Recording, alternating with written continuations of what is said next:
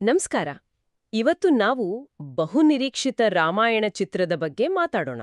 ಹೌದು. ಅದರ ಮೊದಲ ನೋಟ ಅಂದ್ರೆ ಆ ಒಂದು 3 ನಿಮಿಷದ ವಿಡಿಯೋ ಲೋಗೋ ಏನೋ ಬಂದಿದೆ ಅಲ್ವಾ? ಅದೇ. ಇದ್ರ ಬಗ್ಗೆ ಸಿಕ್ಕಿರೋ ಮಾಹಿತಿ ಇಟ್ಕೊಂಡು ಸ್ವಲ್ಪ ಆಳವಾಗಿ ನೋಡೋಣ. ಯಾಕಂದ್ರೆ ನಿರೀಕ್ಷೆಗಳು ಅಬ್ಬಾ. ಖಂಡಿತ. ಭಾರತದ ಬಹುಶಃ ಅತಿದೊಡ್ಡ ಬಜೆಟ್ ಚಿತ್ರ ಇದು. ಮತ್ತೆ ತಾರಗಣ ನೋಡಿ, ರಣಬೀರ್ ಕಪೂರ್, ಯಶ್, ಸಾಯಿ ಪಲ್ಲವಿ. ಹೌದು, ಸನ್ನಿ ದಿಯೋಲ್ ಕೂಡ ಇದ್ದಾರೆ ಅಂತ ಕೇಳ್ದೆ. Nitesh Tiwari direction, AR. Rahman music, Oscar winners technicians. So list ದೊಡ್ಡದಿದೆ. ಹಾಗಾಗಿ ಈ ಚಿಕ್ಕ ನೋಟದಿಂದ ಚಿತ್ರದ ವಿಷನ್ ಬಗ್ಗೆ, ಅದರ ಕೆಪಾಸಿಟಿ ಬಗ್ಗೆ ಏನ್ ಅರ್ಥ ಮಾಡ್ಕೋಬಹುದು ಅನ್ನೋದು ಮುಖ್ಯ.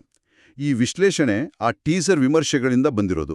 ಸರಿ, ಹಾಗಾದ್ರೆ ಆ ವಿಡಿಯೋದಲ್ಲಿ ಶುರು ಆಗೋದೇ ತ್ರಿಮೂರ್ತಿಗಳ ಉಲ್ಲೇಖದಿಂದ ಅಂತಾರಲ್ಲ, ಬ್ರಹ್ಮ, ವಿಷ್ಣು, ಮಹೇಶ್ವರ. ಅಂದ್ರೆ ಇದು ಕೇವಲ ರಾಮನ ಕತೆ ಅಷ್ಟೇ ಅಲ್ವಾ?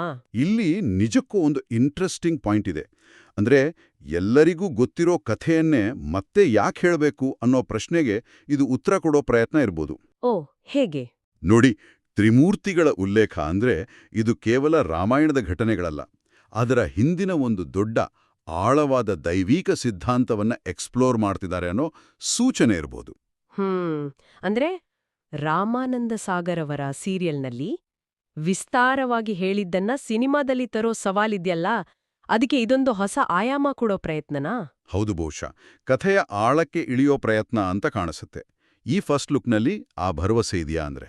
ಅಲ್ಲೇ ಕಂಡ ದೃಶ್ಯಗಳ ಬಗ್ಗೆ ಏನ್ ಹೇಳ್ತಾರೆ? ಅನಿಮೇಟೆಡ್ ರಾಮರಾವಣರ ಮುಖಾಮುಖಿ? ಹೌದು. ರಾಮನಿಗೆ ನೀಲಿ ಬೆಳಕು ಅಂದ್ರೆ ರಣಬೀರ್ಗೆ, ಮತ್ತೆ ರಾವಣನಿಗೆ ಕೆಂಪು ಬೆಳಕು ಯಶ್ಗೆ. ಇದು ಒಂಥರ ಸಿಂಬಾಲಿಕ್ ಆಗಿದೆ. ಒಳ್ಳೇದು ಕೆಟ್ಟದರ ಸಂಕೇತ. ಅದು ಕೇವಲ ಆನಿಮೇಷನ್ ಅಷ್ಟೇನಾ ಅಥವಾ? ಇಲ್ಲ, ಅದು ಆನಿಮೇಟೆಡ್ ಸೀಕ್ವೆನ್ಸ್ ಆದ್ರೂ ಅದರ ಜೊತೆಗೆ ನೈಜ ನಟರ ಅಂದ್ರೆ ರಣಬೀರ್ ಮತ್ತು ಯಶ್ ಅವರ ಕೆಲವೇ ಕ್ಷಣಗಳ ದೃಶ್ಯಗಳೂ ಇವೆಯಂತೆ. ಓ, ಆ ದೃಶ್ಯಗಳು ಹೇಗಿವೆ? ವಿಮರ್ಶೆಗಳ ಪ್ರಕಾರ ಆ ಕೆಲವೇ ಸೆಕೆಂಡ್ಗಳು ಕೂಡ ಭಾರಿ ಪರಿಣಾಮ ಬೀರಿವೆ, ರೋಮಾಂಚನ ಉಂಟು ಮಾಡಿವೆ ಅಂತ.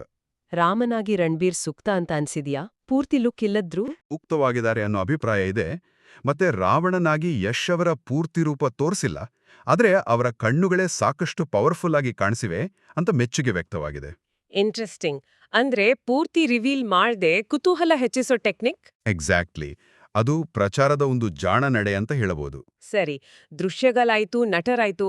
ಇನ್ನು ಸಂಗೀತ ಮತ್ತು ತಾಂತ್ರಿಕ ವಿಷಯಗಳ ಬಗ್ಗೆ. ಎ.ಆರ್. ರೆಹಮಾನ್ ಅವರ ಮ್ಯೂಸಿಕ್ ಬಗ್ಗೆ ಏನು ವಿಶೇಷ? ರೆಹಮಾನ್ ಅವರದು ಎಂದಿನಂತೆ ವಿಶಿಷ್ಟ ಶೈಲಿ ಅಂತಾರೆ. ಅದು ಕೇವಲ ಭಕ್ತಿಗೀತೆ ತರಹ ಇಲ್ಲ, ಬದಲಿಗೆ ಟ್ರೆಡಿಷನಲ್ ಸೌಂಡ್ಸ್ ಜೊತೆ ಮಾಡರ್ನ್ ಇಲೆಕ್ಟ್ರಾನಿಕ್ ಬೀಟ್ಸ್ ಮಿಕ್ಸ್ ಮಾಡಿ ಒಂಥರ ಎಪಿಕ್ ಆದ್ರೂ ಫ್ರೆಶ್ ಫೀಲ್ ಕೊಡೋ ಪ್ರಯತ್ನ ಇದೆಯಂತೆ. ಓಕೆ. ಇನ್ನು ವಿಎಫ್ಎಕ್ಸ್, ಆದಿಪುರುಷ್ ಜೊತೆ ಹೋಲಿಕೆಗಳು ಬಂದೇ ಬರುತ್ತೆ ಅಲ್ವಾ? ಹೌದು. ಆದ್ರೆ ಇಲ್ಲಿ ವಿಮರ್ಶಕರು ಗುರುತಿಸಿರೋದೇನೆಂದ್ರೆ ಆದಿಪುರುಷ್ನಲ್ಲಿದ್ದ ಅತಿಯಾದ ಹೊಳಪು, ಗ್ಲಾಸಿ ಲುಕ್ ಇಲ್ಲಿಲ್ಲವಂತೆ.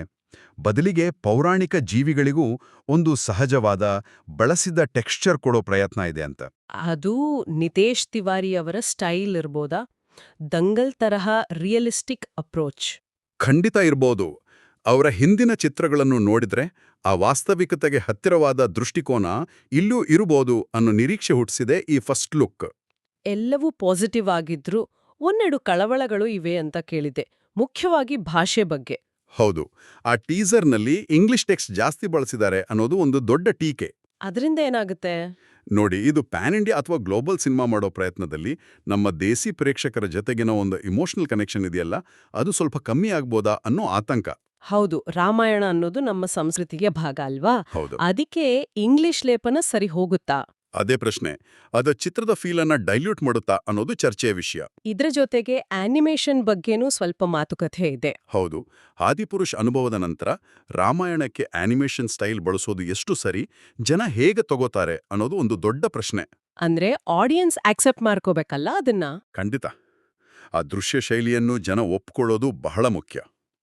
ಅದು ಒಂದು ರಿಸ್ಕ್ ಫ್ಯಾಕ್ಟರ್. ಇನ್ನು ಮುಂದೆ ನೋಡೋದಾದ್ರೆ ಈ ಫ್ಯಾನ್ ಡೈನಾಮಿಕ್ಸ್ ಇದೆಯಲ್ಲ, Ranbir fans, Yash fans, credit war ಶುರುವಾಗ್ಬೋದಾ? ಅದ್ರ ಬಗ್ಗೆಯೂ ಮಾತುಗಳು ಕೇಳಿ ಬಂದಿವೆ. ಸದ್ಯದ ಪ್ರಮೋಷನ್ ರಣಬೀರ್ ಮೇಲೆ ಸ್ವಲ್ಪ ಜಾಸ್ತಿ ಫೋಕಸ್ ಆದ ಹಾಗೆ ಕಾಣ್ತಿದೆ ಅಂತ ಕೆಲವರು ಹೇಳ್ತಿದ್ದಾರೆ. ಇದರಿಂದ ಚಿತ್ರದ ಮೇಲಿನ ಗಮನ ಬೇರೆಡೆ ಹೋಗ್ಬೋದಾ? ಅದು ಆಗೋ ಸಾಧ್ಯತೆ ಇದ್ದೇ ಇರುತ್ತೆ. ಫ್ಯಾನ್ ವಾರ್ಸ್ ಕೆಲವೊಮ್ಮೆ ಪ್ರಚಾರಕ್ಕೆ ಬೂಸ್ಟ್ ಕೊಡುತ್ತೆ, ಕೆಲವೊಮ್ಮೆ ನೆಗೆಟಿವ್ ಆಗಿ ಪರಿಣಾಮಿಸಬಹುದು. ಸೊ ಕೊನೆಗೆ ಬರೋ ಮುಖ್ಯ ಪ್ರಶ್ನೆ ಅಂದ್ರೆ, ಇಷ್ಟೆಲ್ಲ ಹೈಪ್, ಇಷ್ಟೆಲ್ಲ ಬಜೆಟ್, ತಾರಾಗಣ ಇದೆಲ್ಲದಕ್ಕೂ ತಕ್ಕಂತೆ ಸಿನಿಮಾ ಇರುತ್ತಾ? ಆ 3 ನಿಮಿಷದ ಝಲಕ್ ಇಡೀ ಇಂಡಸ್ಟ್ರಿಯನ್ನೇ ಬದಲಾಯಿಸೋ 30,000 ಕೋಟಿ ತರುತ್ತಾ? ಅದೇ $1 ಮಿಲಿಯನ್ ಪ್ರಶ್ನೆ. ಈ ಮೊದಲ ನೋಟ ಖಂಡಿತವಾಗಿಯೂ ಭರವಸೆ ಮೂಡಿಸಿದೆ. ಒಂದು ದೊಡ್ಡ ಕ್ಯಾನ್ವಾಸ್, ಟಾಪ್ ಟ್ಯಾಲೆಂಟ್, ಒಂದು ಫ್ರೆಶ್ ವಿಷನ್ ಎಲ್ಲವೂ ಕಾಣ್ತಿದೆ. ಆದ್ರೆ ಆ ವಿಷನ್ನ ಎಕ್ಸಿಕ್ಯೂಷನ್ ಹೇಗಿರುತ್ತೆ, ಆ ದೃಶ್ಯ ಶೈಲಿಯನ್ನ ಜನ ಹೇಗೆ ಸ್ವೀಕರಿಸ್ತಾರೆ, ಮತ್ತೆ ಕಥೆಯ ಭಾವನಾತ್ಮಕ ಅಂಶಗಳು ಎಷ್ಟರ ಮಟ್ಟಿಗೆ ಕನೆಕ್ಟ್ ಆಗತ್ತೆ ಅನ್ನೋದ್ರ ಮೇಲೆ ಎಲ್ಲವೂ ನಿಂತಿದೆ. ಸವಾಲುಗಳು ದೊಡ್ಡವೇ ಇವೆ. ಹಾಗಾದ್ರೆ ನಮ್ಮ ಇವತ್ತಿನ ಚರ್ಚೆಯ ಕೊನೆಯಲ್ಲಿ ಒಂದು ಯೋಚನೆಗೆ ಬಿಟ್ಟೋಗೋಣ. ಈ ತಾರೆಯರ ಹೊಳಪು, ತಂತ್ರಜ್ಞಾನದ ಅಬ್ಬರ ಎಲ್ಲವನ್ನೂ ಮೀರಿ ನಿತೇಶ್ ತಿವಾರಿಯವರ ಕಥೆ ಹೇಳುವ ಶೈಲಿ ಇದೆಯಲ್ಲ, ಹೌದು, ಅದು ಈ ರಾಮಾಯಣವನ್ನ ಇವತ್ತಿನ ಪ್ರೇಕ್ಷಕರ ಮನಸ್ಸಿಗೆ ತಲುಪಿಸಿ ನಿಜವಾದ ಒಂದು ಕ್ಲಾಸಿಕ್ ಆಗಿ ಮಾಡುತ್ತಾ? ಅದು ಕುತ್ರ ಸಿಗೋವರೆಗೂ ಕಾದ್ ನೋಡ್ಲೇಬೇಕು ಅಲ್ವಾ? ಖಂಡಿತವಾಗಿಯೂ. ಕಾಯೋಣ.